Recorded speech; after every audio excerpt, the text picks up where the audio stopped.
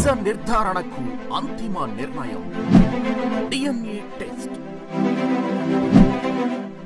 ఉన్నది ఉన్నట్లుగా వాస్తవాలను శోధించి వివరించే మన డిఎన్ఏ టీవీ, మన రాష్ట్రం, మన ఛానల్.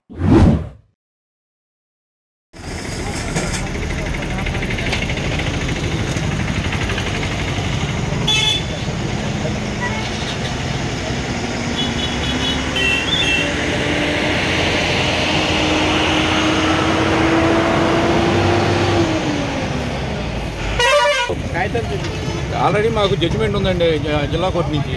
జడ్జిమెంట్ ఇచ్చి మాకు కనీసం 2 ఏళ్ళ పైన అయిపోయింది. ఆల్రెడీ మళ్ళీ కూడా కోర్టులో వేసాం మళ్ళీ కమిషనర్ గారి మీద.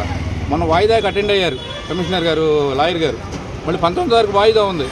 అయినా కానీ మళ్ళీ కొట్టేయడానికి పోలీసు వాళ్ళైనా మిలిటరీ వాళ్ళని పంపించి మమ్మల్ని అరేంజ్మెంట్ చేసి మొత్తం అన్ని సామాను బయట పడేసి ప్రొక్లైన్ పెట్టి జేసీబీ పెట్టి అన్ని పెట్టి పగలగొడతానికి వస్తున్నారు. ఆల్రెడీ వెనకున్న మా తాత ముత్తాతని కూడా వెనకున్న చెరువు మా కమ్యూనిటీది, ముస్లిం మైనారిటీస్ది, ముస్లిం దోబీలది, అదంతా కూడా మా తాత ముత్తాతని కూడా మాది. అది అయినా కానీ మా చెరువు కబ్జా చేయడం కోసం వీళ్ళందరూ కూడా చేసే పనులు. ఏ పార్టీ వస్తే ఆ పార్టీ కబ్జా చేయడానికి వస్తుంది. అంతకుముందు ఉన్న పార్టీ వాళ్ళు కబ్జా చేయాలని చూశారు, ప్రీతి చేయాలని చూస్తారు. ఎవరి కాళ్ళే అంతకుముందు కమిషన్ మన వైస్ చైర్మన్ కౌన్సిలర్ కబ్జా చేయాలని చూశారు.